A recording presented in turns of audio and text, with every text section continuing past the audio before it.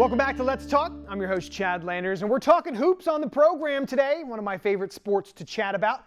Coming up next on the show, another baller that was one of my favorites to cover during his high school run.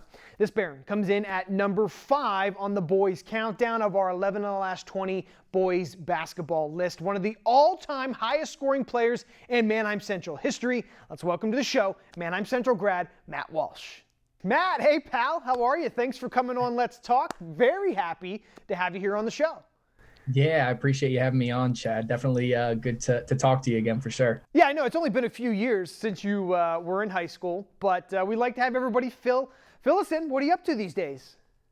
I graduated, this year. So just got done with college. So just adjusting. I'm working as a recruiter right now. And then I'm also an assistant coach for Elizabethtown College. So got some good stuff going on. All right. So a little local there. That's kind of cool. Yeah. Well, of course, we have you on to talk about basketball. And over the summer, we ran this series called 11 in the last 20. And we did all the sports that we cover here. And when it came to boys basketball, our countdown, you landed at number 5. Now, it was a tough list to get on, especially that top 3. It was amazing. How you feeling about coming in at number 5? Would you like to move up a little bit at all? Well, obviously, in my opinion, I should be number 1. But, I mean, I know that can't be everybody's opinion. So, no, it felt good to be number 5 for sure. There's a lot of great basketball players on that list, including some that I'm, very close with, as I'm sure you're aware, with, Tucker and Taylor, both being in the top 5 as well. So it was definitely cool to see that for sure. 3 of us from the same couple years getting on the same list. Yeah, it was fun to do, and it was fun to hear the stories from the coaches, too, who really put it in great perspective. We had so much fun with that, and people can check that out on YouTube if they want to see that episode. Now, let's talk about you. Your junior and senior years at Manheim Central were some of the most successful in the program history, and I got to cover it about 7 years ago, and even I forgot how good you guys were. I said that to you before we got on here. You guys were back-to-back Section 3 champs. You were dominant at times. What was it like playing in those 2 final years of your high school career? Oh, it was awesome, man. It's what everybody dreams about, when you get to, play at the high school level or the college level. You just dream about being on a winning team that's, setting records and doing a bunch of great stuff. And I had a bunch of great guys with me that made it a lot easier for us to do that well. We were stacked. That's pretty much how I can put it. And it felt really good. Yeah, it was a lot of fun. So let's talk about your junior year. 2013 to 2014, Barons had a 19-game winning streak in the middle of that there. So obviously you guys were on a roll. We covered it a lot here at Blue Ridge. And one of your most memorable games in that year, the LL League playoffs, Manheim Central versus JP McCaskey. You had to drop 24 points in that game to get the win. There was some crazy stuff happening there. What do you remember from that game? Well, I remember we had it. We were up pretty good early, and they made a comeback. I mean, they're a good team, so they're going to do that. And we weren't prepared for it right away, but we ended up coming out with it. I just remember Kobe, another guy that I'm actually pretty close with. I actually played with him a little bit this summer and fall as well. He just completely destroyed us in the fourth quarter. I think he had 24 in the fourth alone. So I had 24 in the game. He had 24 in the quarter. So we had to deal with that. And that was a lot, but it was a really good game. The atmosphere was unbelievable. I think they had to let people sit in the stairwells because there wasn't enough seating and a standing room only. It was a unreal atmosphere. Yeah, it was in your gym and it was packed and both fan bases were in there. And when it got close to the fourth quarter, it was electric. I'll never forget watching that back here in the station. So let's talk about your junior year some more, and we can't go any further when we talk about playoffs and not bring up the infamous Tanner Bernays game in the District 3 playoffs. Do you remember the ending and kind of how that whole thing went down against West York? So it's funny. Everyone asked me, like that, how did you feel when that happened? And to be honest, like it's all kind of a blur because it just happened so fast. It was like, we go down, I got an and one, we went up 1, super excited about that. And then all of a sudden they come down and hit a ridiculous long 3 that, we probably should have contested better, but it was a great shot.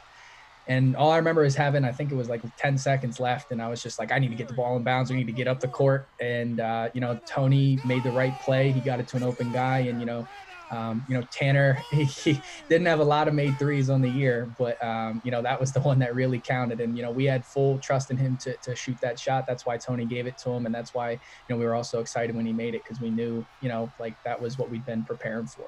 You guys inbounded it quick, outlet up the floor. And yeah, Tanner Bernice is kind of just standing behind the three-point line. Time's running down. You didn't need a three-pointer, but he had to get the ball up. When it's going through the air, what were you thinking? And then you guys, it was such an emotional explosion afterwards. What did you guys get to talk about? So it's funny enough, like I said, Tanner not necessarily known as a three-point shooter, especially in high school. But after practices, we would play, shooting games from three. We'd have shooting contests, and me and Taylor Funk and actually Coach Fisher would participate with us as well. And funny enough, actually, Tanner won those competitions quite a bit. He just never really shot threes in games that much. So when that ball was in the air, I just flashed back to all of the drills and all the fun stuff that we did after practice. And that's kind of why we did that sort of thing. And so as soon as it's in the air, all we're doing is praying that it goes in, and it went in. And, I don't think I've ever felt a feeling quite like that ever playing in a basketball game. It was pretty incredible.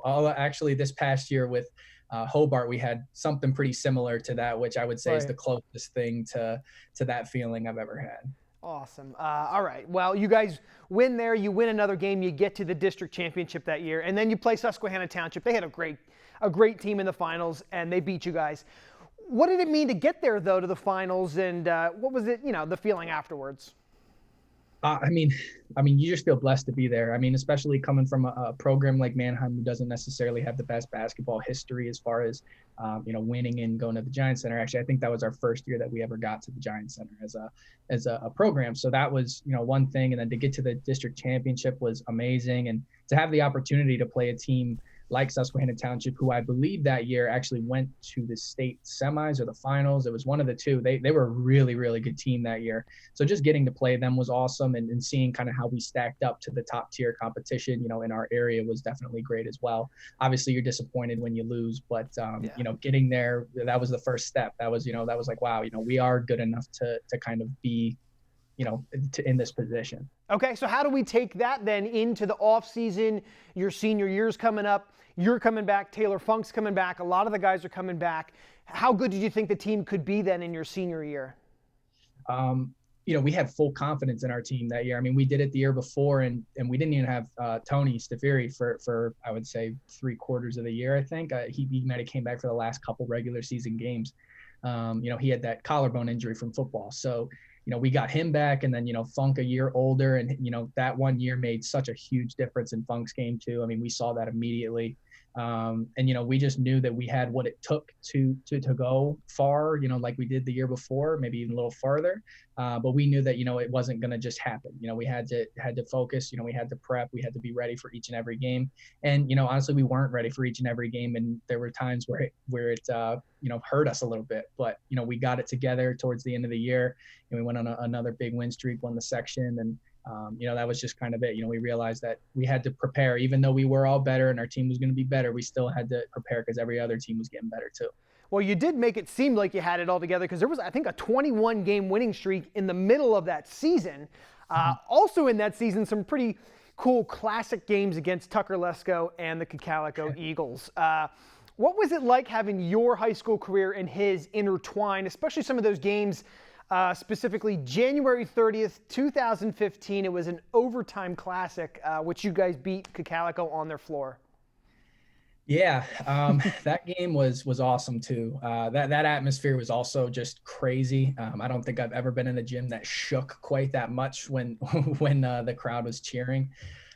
It was a crazy atmosphere. It was also like really cool to just play against Tuck. I've known him since I was in 5th grade. He was in 4th grade.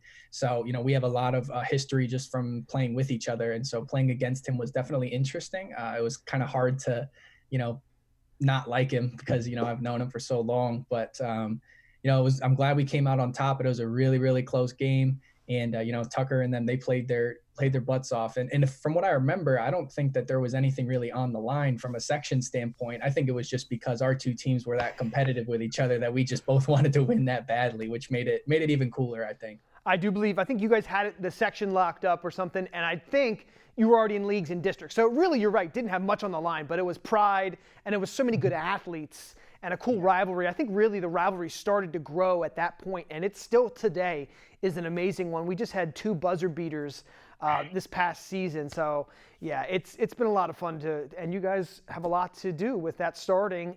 Let's talk about that playoff run in your senior year. You guys go into the leagues, pretty good team, but you fall to Cedar Crest. Then you get into districts, pretty good team. You fall to Bishop McDevitt. You get into states, and you win that game against Wilkes-Barre GAR. So what was your experience like in the playoffs in your senior year? How would you kind of describe that to us? We didn't do what we wanted to do. Obviously, we felt we were good enough to win, not only the league championship, but districts as well. We felt like we were primed to do that, but we just ran into some really good teams. Cedar Crest, that whole atmosphere for that game was crazy too. And that was a really fun game to play in, but again, didn't come out with the outcome that we wanted. Bishop McDevitt, I mean, they were just a beast of a team. I've known Malik for a while as well, Malik Gantz, and he just really just destroyed us. We didn't really have a matchup for him or I think with Dylan. He was really good too. They were a really tough team, and playing guard, that game was ugly from what I remember. I think the final score was like 36-40 or something along those lines. So not a pretty game, but that's why you work all year. We were pride on our defense. We had our pride in our defense. So that was kind of the game that fit our style a little bit as well. I remember that game in states. It was a long trip up to Wilkes-Barre, very low scoring, as you said. I think there was snow everywhere. It was a funky day, but you guys got that win, which was pretty cool. Before we let you go, we got to talk about your college career. You pick Hobart College. Eventually, Tucker Lesko from Cocalico follows you up there. Had to be pretty cool to play with him. Both you guys very good scorers in high school. You both could shoot in college. And then, of course, you had the injuries there as well. Break down your college experience for us. What was it like? Yeah, so I want to start, I always like to make this distinction here. Tucker, I don't think followed me to Hobart. He made his own decision. He had a lot of different options, and he chose Hobart because he felt that's where he was going to be successful. He didn't choose it because of me. I'm sure I didn't hurt, the fact that I was there, but I don't want to make it seem like I was the reason he chose it. So that was number one. But my college career, I started out, it was, we had a lot of young guys. It was just getting used to college basketball. It's a lot more physical. It's a lot faster. So we kind of grew. And, as I was coming into, the best part of my career, I was playing awesome my junior year. I went down with a knee injury there, got surgery on it. And then unfortunately, tore it again before I got to play my senior year. So I didn't really get to play my senior year. I played half my junior year. And then, this past year was awesome. We made school history this past year. So it kind of worked out in a weird way. I got injured, a couple times, and obviously you don't want to get injured, but it did work out. I got to, have a great experience with the team this past year, and I had great experiences, even though I wasn't playing with the team. All the guys were super supportive, and, although you wish you never get injured, you kind of just roll with the punches, and it's taught me a lot more than I ever expected it to. Just, perseverance and being able to come back and even play at all in a fifth year after, 2 significant knee injuries like that. I was proud of myself for just being able to do that. All right. Well, yeah, some tough breaks there for sure. I'm glad you came on. Thank you so much, and enjoyed catching up. Enjoyed seeing you here before the holidays. Make sure you have a great holiday. Keep safe, and we'll talk to you again soon, Matt. All right. Sounds great, Chad. I appreciate it. All righty, another show in the books there, and I can safely say this will actually be our final episode of 2020. Been an absolute pleasure to bring back Let's Talk for you, share the stories and the memories with all of you at home. Thanks so much for tuning in all year long. Thank you to Abby Hauk and Matt Walsh for stopping by to share their memories. I'm your host, Chad Landers. Have a happy new year. Please stay safe and healthy over the holidays, and come back again in 2021 for more conversations on a brand new episode of Let's Talk.